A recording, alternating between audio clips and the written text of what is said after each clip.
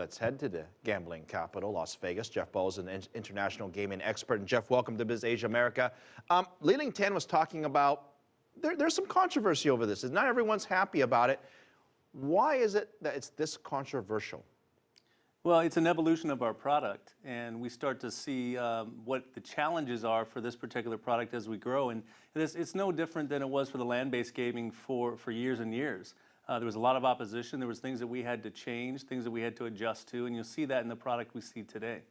Okay, it's great that gambling does help some states make money and cities make money and companies make money, but obviously there's a negative social impact. People get addictions, they borrow too much, it ruins their lives, they file for bankruptcy. Bad things happen to people when things get out of control.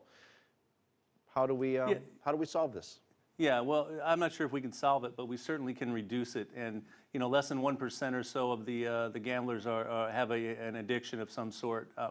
But the social costs are what they are, and we still have to acknowledge those. We have to be able to reduce those, and we have to make sure that we continue to improve that as we go forward. But it's not something that we're looking away from as the industry is concerned. It's something that we're facing, and we're going to put procedures in place that help that. I don't want to get too political here, but some advocates and critics would say that gambling, basically, you're preying on the poor and sort of less wealthy and those who perhaps are least should not probably be gambling. And there's a social cost to this, which is they're going to stay poor because they're gambling, because they're likely losing, because that's the odds are against them. What would you say to those critics? Well, it's not the case always. It's, you know, it certainly is a customer-based entertainment product. And it's not something that we go after. The industry goes after that certain demographic. It isn't that. This is an entertainment industry, and the product it happens to be gambling. So I don't think that there's any way whatsoever that we're preying on certain lower demographic at all. It's an opposition. It's a position that a lot of people might take, but we certainly are aware of that. Macau has been wildly successful in gaining a lot of people, a lot of visitors from China and across Asia. In fact, they're more profitable now than Las Vegas is. Singapore is trying to get into the game. We were talking about Japan earlier. Is this a new trend where to be a sort of successful tourist destination, you have to have some form of gambling around the world?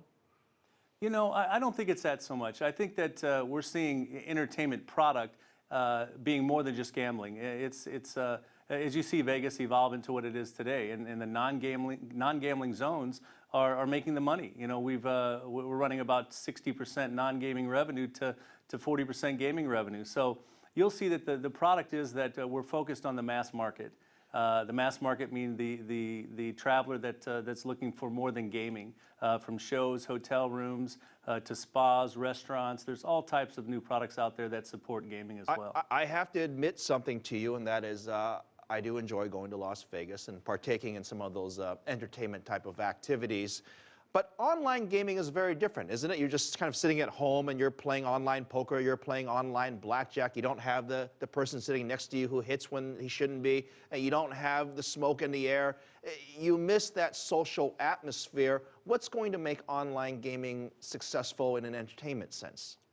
Well, you know, it is a different type of player, and we recognize that, from the land-based casino to the social gaming client or customer to the online gaming customer. They're all different in their own ways. So we can't compare an online gaming customer to what we would consider a land-based customer.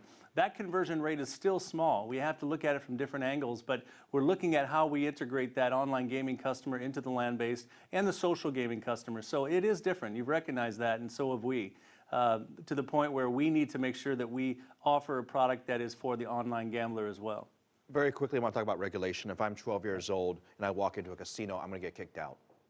If I'm 12 years old and I take my mom's credit card and I sign up online and set up an account and start gambling, what's stopping me?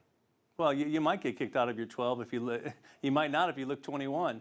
It just depends. I mean, online gaming, we have electronic measures in place that you know, up to 11 or 12 different angles that we look at it, from the credit report, from the phone verification, ID verification. We can run it all different angles. And if we're not happy with that, we look at you know, several other angles that we look at that may complement what we're trying to find. And after that, you still have to put in a PIN. You have to answer 2 more security questions.